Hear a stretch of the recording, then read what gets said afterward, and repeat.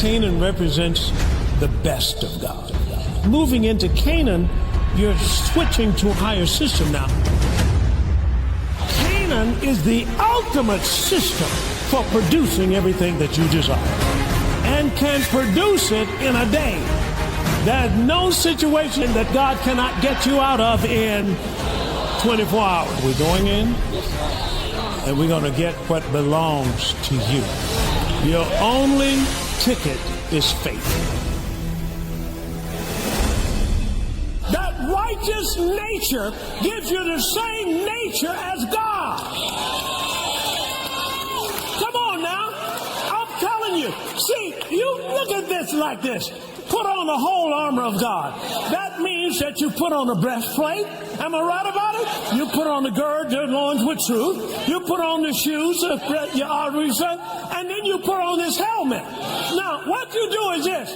Close the helmet and then talk like God. And the devil don't know whether you in there or God in there. Come on. Just talk like God.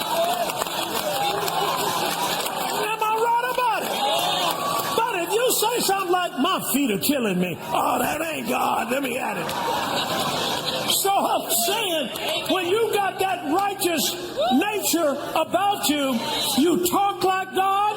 Come on, you think like God. Come on, you believe like God. Come on, you act like God. And I'm telling you, that devil doesn't know the difference, because God is in you. Your body is a temple of the Holy Ghost. And He is in you right now, and you got every right to talk like God.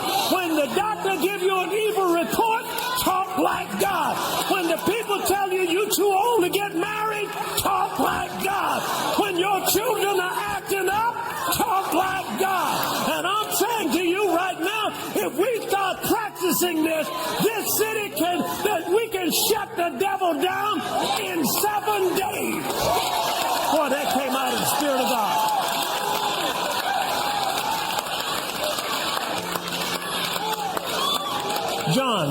John chapter 10 and verse 30.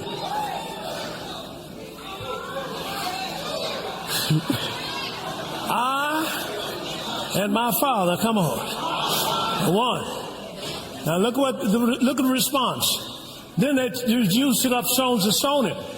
Who do you think was behind that? Satan. Why? He didn't want that to get out. He's working 24/7 to do maintenance on ignorance. 24/7. Jesus answered them, many good works have I shown you of my Father. Now which of these good works those works do you stone me? And the Jews answered and said, for a good work we stone you not, but for blasphemy. Now notice what they call it. Blasphemy. They call him acting like God blasphemy. I said blasphemy. And because that thou being a man, make yourself God. Watch this. Jesus answered them, is it not written in your law? I said, come on, you are gods. And if he called them gods, unto whom the word of the God came, and the scriptures cannot be broken. In other words, if God said it, it can't be undone. He said, I didn't call you gods. God called you gods. Let me give you a couple of folks that's acting like God. Are you ready? Well, no, you ain't ready. So, well, I showed you one last time. David. Over there in, I guess, 1 Samuel chapter 17 and verse about 44, something like that. Praise God. And the Philistines said unto David, am I dogs that you come with me with a stave or a stick? And the Philistine cursed David by his God. And the Philistine said to David, you come to me, and I'll give thy flesh unto the fowls of the air and to the beasts of the field. Watch this. Then said David unto the Philistines, you come to me with a sword and with a spear and with a shield. But I'm coming to you in the what? in the name of the Lord of hosts, the God of the armies of Israel, watch this, whom you have defied. This day will the Lord deliver you, come on, in my hand. I will what?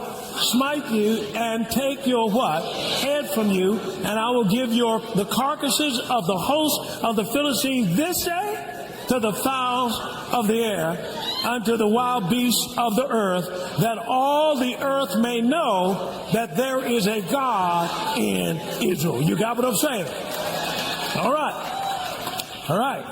Now, words were originally meant more for creation than communication. You with me? That's in the beginning. Adam used them to name animals, so forth and so on. Now, here's a revelation for you as a righteous person. You speak in response to something that has already happened. You speak in response to something that has already happened.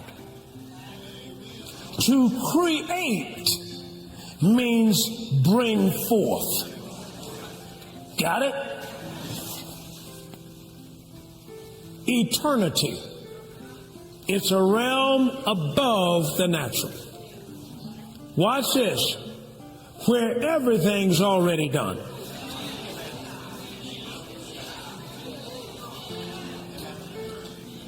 The prophet Micah, in Micah chapter 5, verse 2, he prophesied about the coming of Jesus.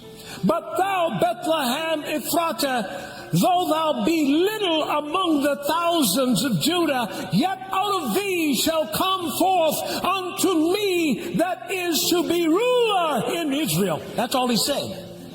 Who's going forth, so forth and so on. And who is he prophesying about? Jesus.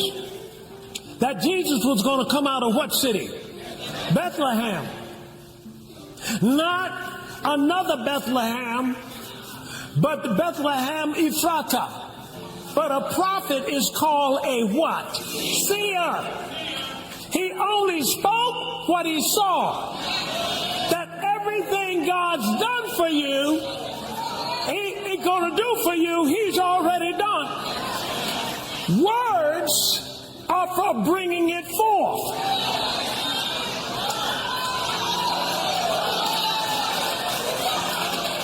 Come on, y'all with me here. See, this is what you're doing. That words are bringing forth something that has already happened. In God's mind, it's already happened that you've been set free.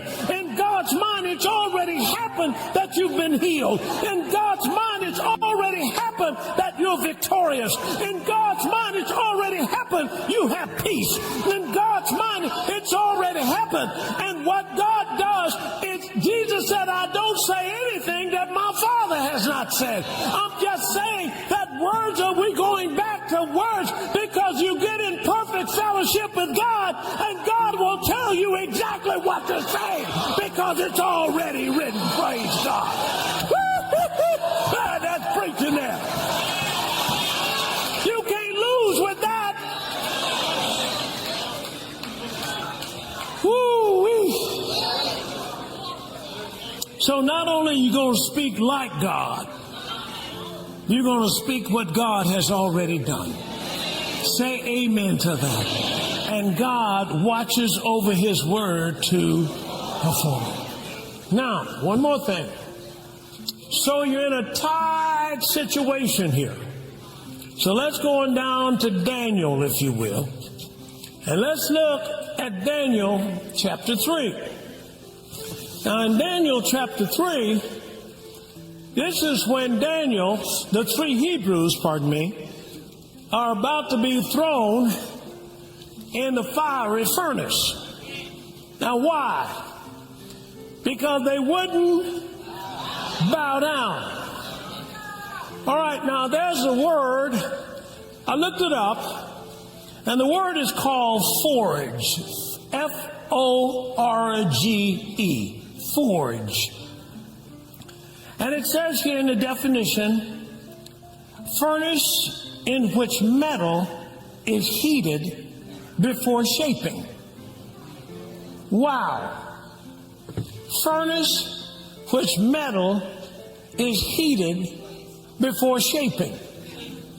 Now notice what God's doing. He's put you purposely in the midst of the wicked. But he doesn't want them to shape you. He wants, come on, help me. He wants you, come on, to shape them. You follow what I'm saying here?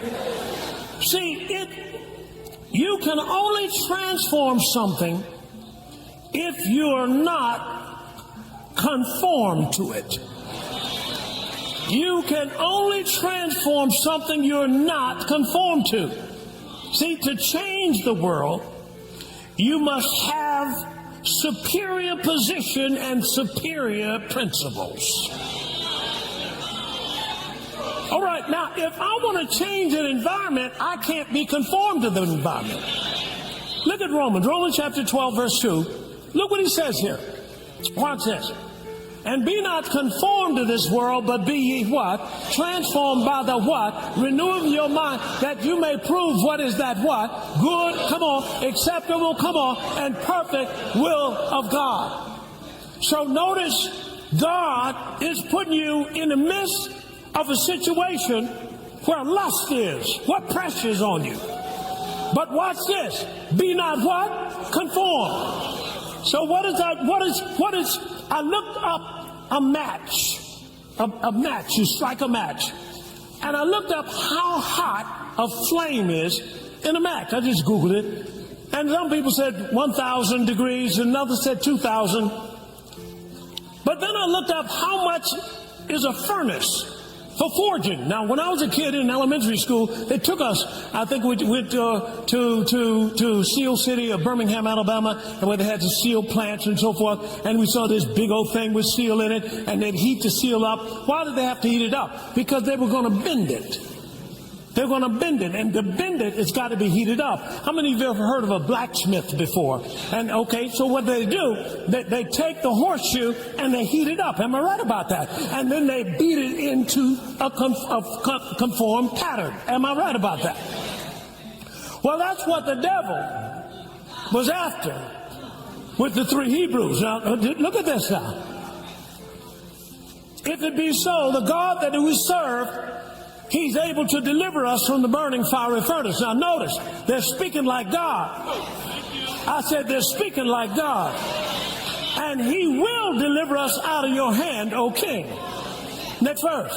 But if not, now people think if not, that means if they burn up. Now that doesn't make sense. Read the rest of the verse.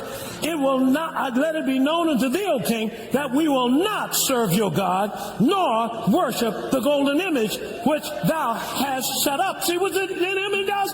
He takes you and puts you in that environment and then puts a meaning on you. Come on now. Come on. Then he puts pressure on your finances. Come on. And he'll say, well, just cheat on your time card just a little bit now. Just see, he knows if you bow, you're going to burn.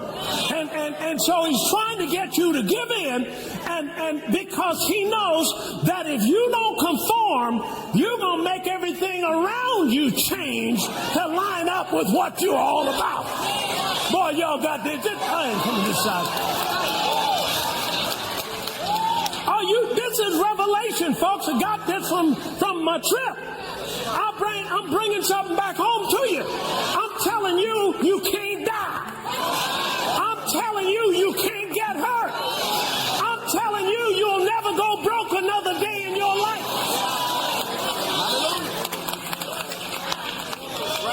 Boy, y'all with me?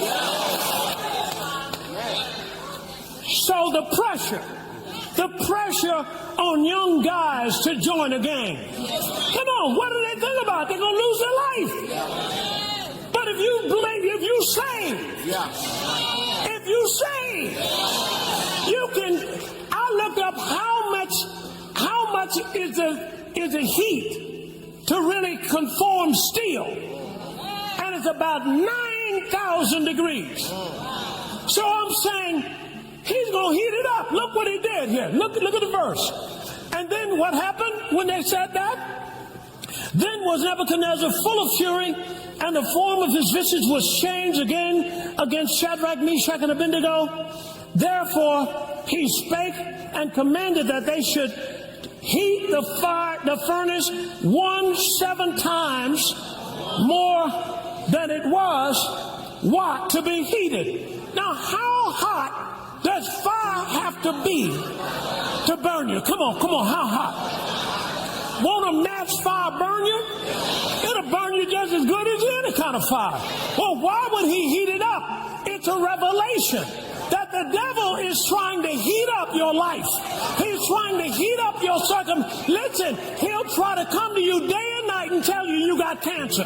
He'll try to come to you. It won't work. No weapon formed against you. I'm saying sorcery can do that. You're going into Canaan. You're about to take hotels. You're about to take big manufacturing plants. That devil's got to stop you.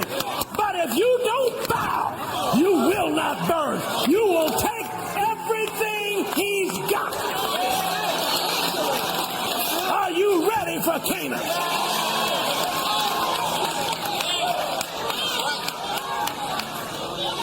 He heated that fire up so hot until the people who threw Daniel in there, they even died.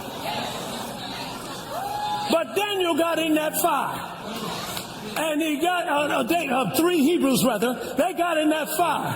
And look what happened. Then these men were bound with a coat and hose and their hats. And now they dressed them up before they put them in there.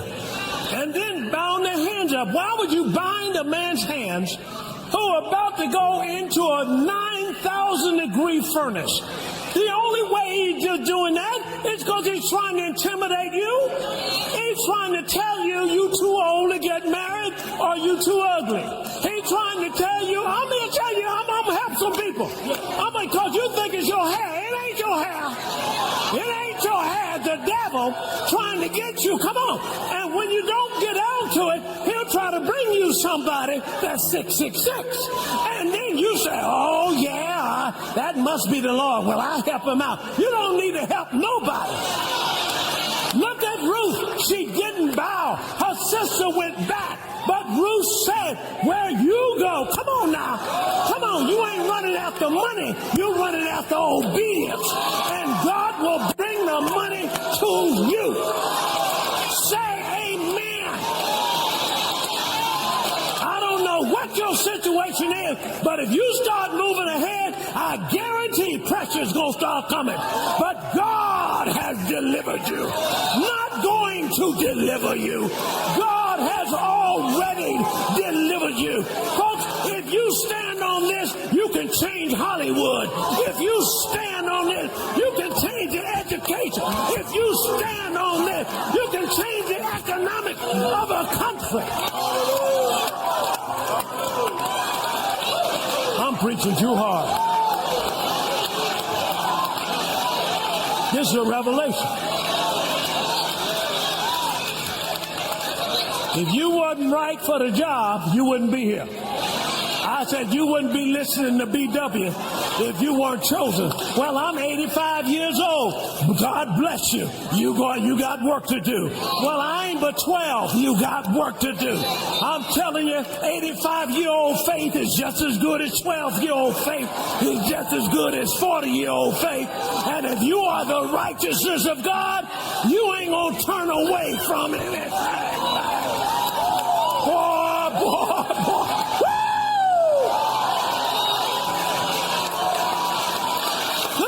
Esther tried to get out of it. She said, well, Uncle, I can't go in there. He hadn't invited me in there.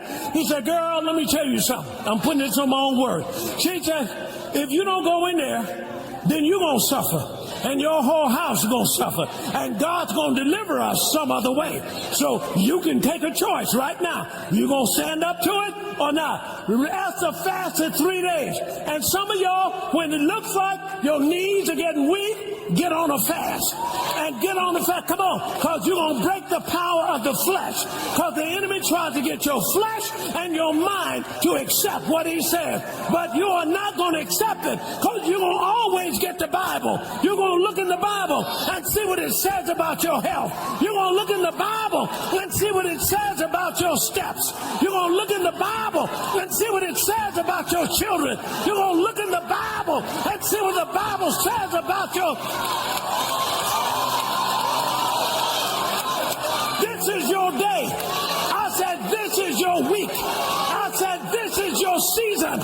This is your year. I dare you'll never be broke another day in your life.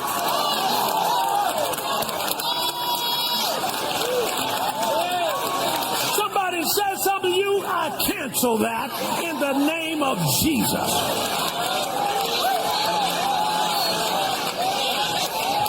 Esther fasted 3 days, and the Bible says, put it up there, Esther chapter 5, verse 1. You put it up there and see what Esther had to put on to go in there. Now, it came to pass on the third day that Esther put on her, come on, say it again. That's that righteous robe. That's that righteous robe. You got to put on righteousness. Come on, you got to wear it like a cloak. You got to walk around and don't fear nobody and don't fear nothing. Come on, somebody call you out of your name, don't answer if it ain't you. Just keep going, because you're about to own everything they're standing on. Say amen to that. You got in there? The righteous person gets favor. God said, and the Bible says over in Psalms 47 and verse 8, he said this, glory to God. God reigns over the heathen. God will tell them heathen folks what to think. He said, Esther, girl, look, and I don't know what you want, but I'm going to give it to you up to half of my kingdom. I like what one president said. The only thing you have to fear is fear itself. First thing he told Joshua is that you're going up against Hittites. The Hittites are spirits of fear. Their job is to weaken your resolve, so you'll start thinking you can't win. And that's a lie. The Bible says in 2 Corinthians chapter 2 and verse 14, he always causes me to triumph. Canaan represents the best of God. Moving into Canaan, you're switching to a higher system now. Canaan is the ultimate system for producing everything that you desire, and can produce it in a day. There's no situation that God cannot get you out of in 24 hours. We're going in, and we're going to get what belongs to you. Your only ticket is faith.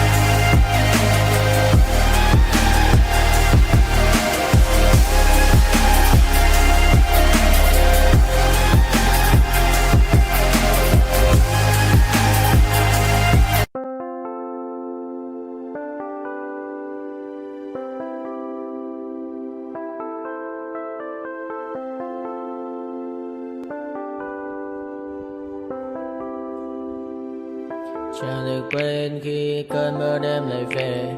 Em đã quên lời thề và ta như đông chìm sâu. Không còn mơ em anh nhạt màu. Anh chỉ cần mơ đâu em bay. Chỉ còn là những cơn mưa vô giá. Cho bên mơ em không mơ anh. Anh một đêm mơ chỉ cần bên em không được cần nhớ. Và chỉ có em không còn nhớ. Và người ta bên nhau như ngã thơ.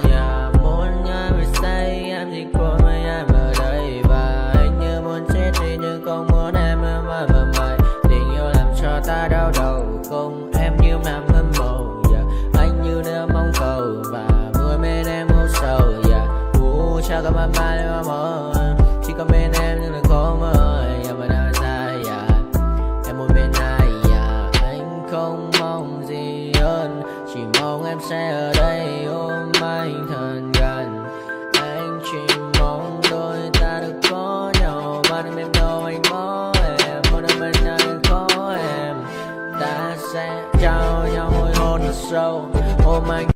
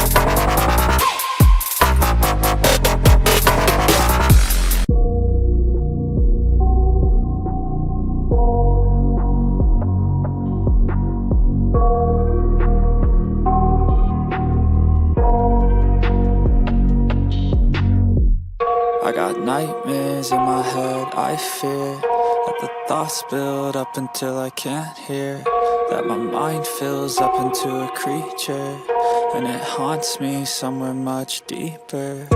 Anxiety, filling up every space, no privacy.